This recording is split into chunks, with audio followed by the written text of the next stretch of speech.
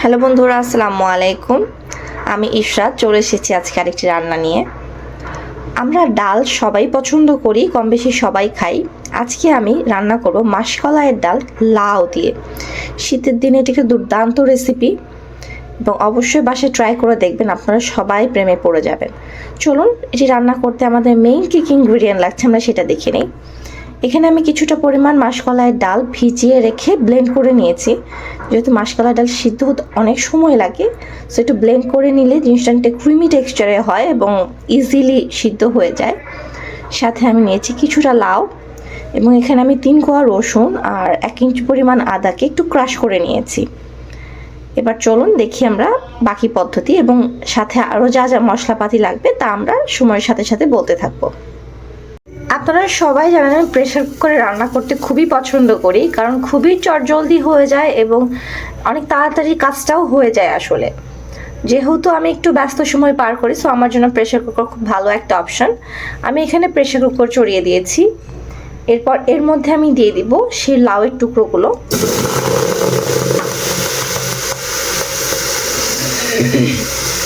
এবং এর মধ্যে আমি সেই মাসকলাইয়ের ডালটা দিয়ে দেবো।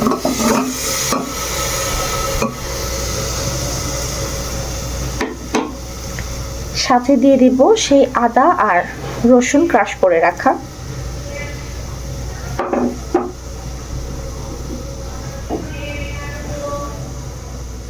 এবার আমি সেই ডালের বাটিটা ধুয়ে কিছুটা পরিমাণের পানি দিয়ে দিব। কোনো কিছু নষ্ট করা তো আসলে উচিত না, তাই না? এবার আমি এর মধ্যে বাকি মশলাগুলো দিয়ে দিব। এখানে আমি 1/2 চা চামচ লবণ দিয়ে দিচ্ছি, সামান্য একটু জিরার গুঁড়া, সামান্য একটু ধনিয়ার গুঁড়া,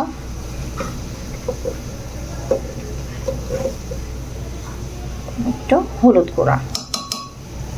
অনেকে বলতে পারেন ডাল রান্নায় আমি কেন হলুদ গুঁড়া জিরার গুঁড়া দিচ্ছি, বাট আমার কাছে দিলে কেন জানি মনে হয় কালারটা খুব সুন্দর আসে এবং টেস্টটাও অনেক সুন্দর হয়। এবার আমি প্রেসার কুকারের ঢাকনাটা দিয়ে এটাকে 2টা সিটি হওয়া পর্যন্ত সিদ্ধ হতে দেব।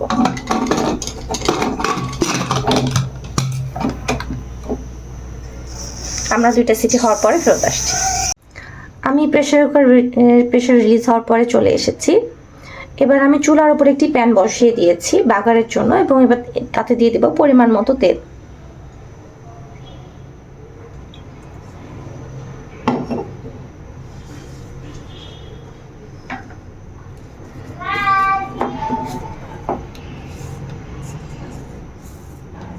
তেলটা কিছুটা গরম হয়ে গেলে তার মধ্যে দেব সামান্য আস্ত জিরা,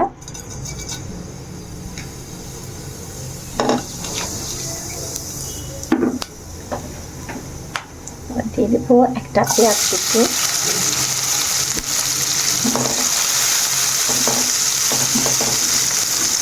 দিয়ে দেব 4টা ফালি করে রাখা কাঁচামরিচ।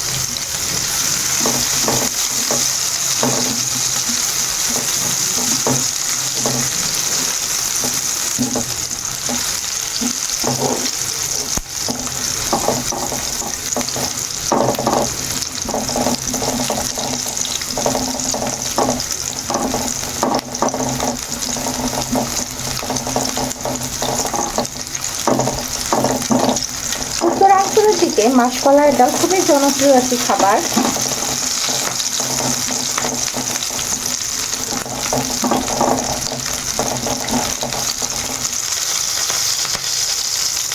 আমি পেঁয়াজটাকে খুব বেশি লাল করে ভাজবো না, তাহলে বেশি পুড়া পোড়া ভাব চলে আসবে। আমি এবার ডালটা পেঁয়াজের মধ্যে দিয়ে দেবো।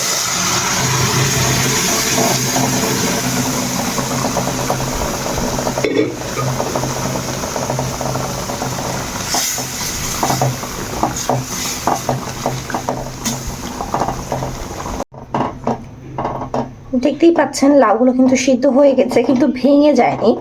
আমি তো বেশি সিদ্ধ করে ফেলতাম, সেক্ষেত্রে কিন্তু লাউগুলো ভেঙে যেতে পারতো।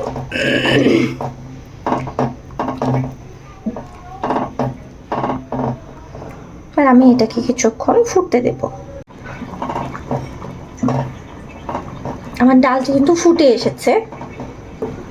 এবার এর মধ্যে দিয়ে দেব সামান্য ধনেপাতা কুচি।